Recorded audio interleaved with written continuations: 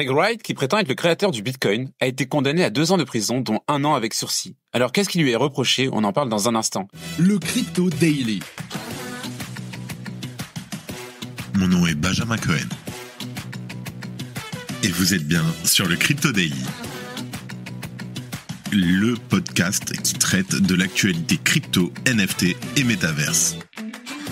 Dans vos oreilles, chaque jour, du lundi au vendredi. Salut, c'est Thomas du Crypto Daily, j'espère que vous allez bien et c'est donc notre actualité principale aujourd'hui.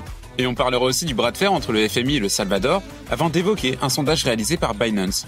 Mais avant tout ça, et comme d'habitude, le coin du marché. Here comes the money. Here we go. Ça faisait longtemps qu'on n'avait pas eu une journée aussi rouge sur le marché crypto. Le Bitcoin perd 7,4% sur les dernières 24 heures pour un prix de 94 591 $.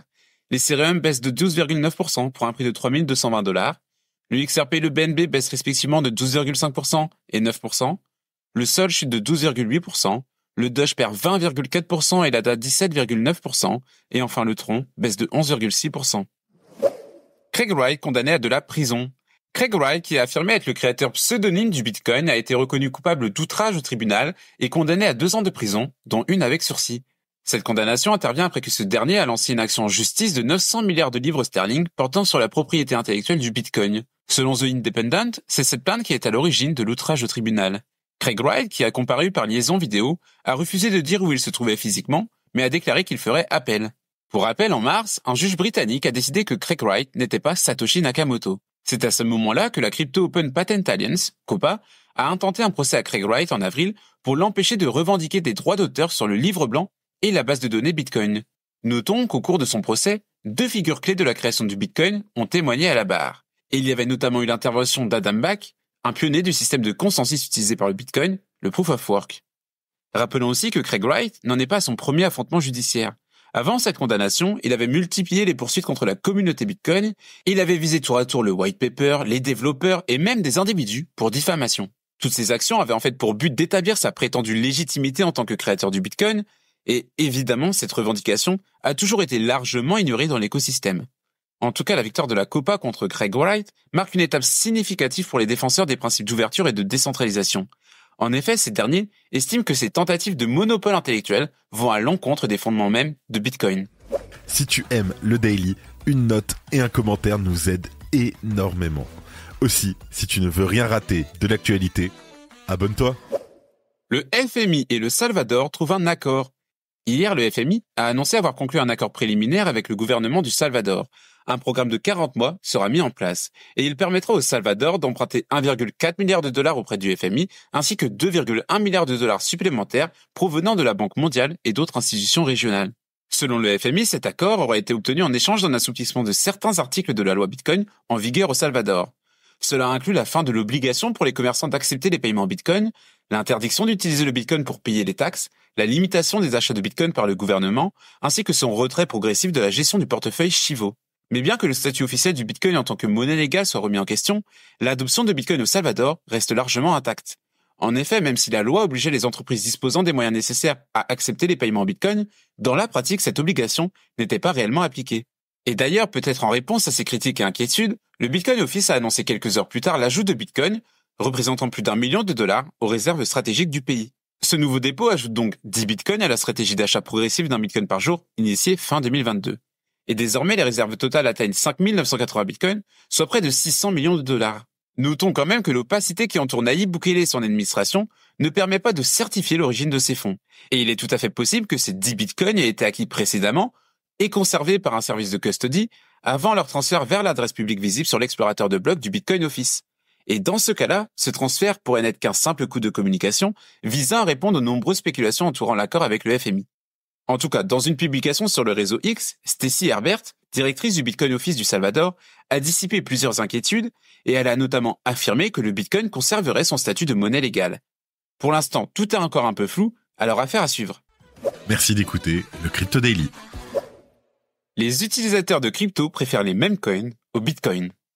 La célèbre plateforme d'échange de crypto-monnaies Binance a mené un récent sondage auprès de 27 230 de ses utilisateurs. Bon, déjà, il faut noter que les clients qui ont répondu à cette enquête sont frais dans l'écosystème, puisque 45% d'entre eux n'ont rejoint la cryptosphère qu'en 2024. Du côté de leurs attentes pour 2025, le sous-secteur des tokens liés à l'intelligence artificielle est celui qui est perçu avec le plus d'optimisme. Près de 23,9% des sondés considèrent que ce sont les cryptoactifs avec le plus grand potentiel de hausse pour l'année qui arrive. Et en deuxième position, on retrouve donc les mêmes coins. Ce sont près de 19,1% des personnes interrogées qui se montrent confiantes dans leur potentiel de croissance. La finance décentralisée, elle, qui était pourtant la reine du précédent cycle de 2021, n'arrive qu'en troisième place, avec un peu moins de 14,4% d'optimisme pour ce domaine en 2025. Mais ce sondage des utilisateurs de Binance met en lumière des statistiques un peu plus préoccupantes, car Bitcoin n'est, dans les faits, pas la pierre angulaire du portfolio des investisseurs particuliers interrogés. Et oui, car les cryptos de type memecoin sont les plus possédés au sein des sondés, avec 16,1% qui en possèdent au moins une sorte. Le plus valorisé des actifs numériques, le Bitcoin, n'arrive alors qu'en deuxième, avec 14,44% de possesseurs de Bitcoin. Vient ensuite en troisième place du podium le BNB, avec 14,23% des personnes interrogées qui en possèdent. Cette préférence pour les memecoins s'explique finalement assez simplement et assez logiquement. 22,4% des personnes interrogées recherchent le potentiel de hausse rapide des crypto-monnaies. Bon, heureusement, les bénéfices technologiques et la désintermédiation portée par Bitcoin est quand même reconnue, même s'ils arrivent après la simple cupidité. Ainsi, la décentralisation et l'indépendance financière ont convaincu 18,78% des participants et 17,16% des sondés ont été séduits par la rapidité et la facilité des transactions. Bon, terminons par dire que c'est surtout l'adoption des investisseurs institutionnels qui a attiré l'attention en 2024, mais l'adoption par la grande majorité des particuliers est un enjeu au moins autant vital pour l'avenir des crypto-monnaies.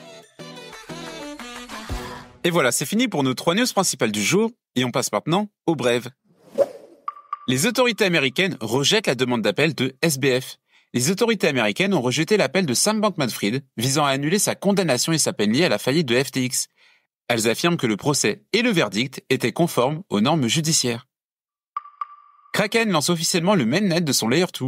Kraken a officiellement lancé son Layer 2 Inc., initialement prévu pour 2025, après un testnet concluant. En moins de 24 heures, le réseau a enregistré 1,16 million de transactions, 10 700 portefeuilles et une TVL de 1,25 million de dollars en DeFi. La Corée du Nord a volé 1,3 milliard de dollars de crypto en 2024. Les hackers nord-coréens ont volé plus de 1,3 milliard de dollars de crypto en 2024, doublant leur montant de 2023. Les attaques, de plus en plus fréquentes, ciblent majoritairement des plateformes DeFi et des services centralisés.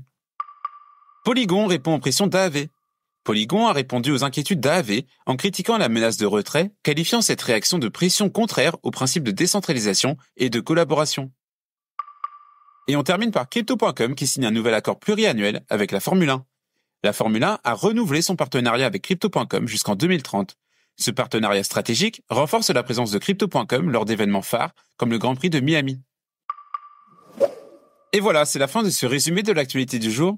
Évidemment, pensez à vous abonner pour ne pas rater le suivant. Rendez-vous aussi sur Twitter et LinkedIn pour d'autres contenus d'actualité exclusifs. Je crois que j'ai tout dit. Faites attention à vous. Et moi, je vous dis à lundi. C'était Benjamin pour le Crypto Daily. Merci et à très vite.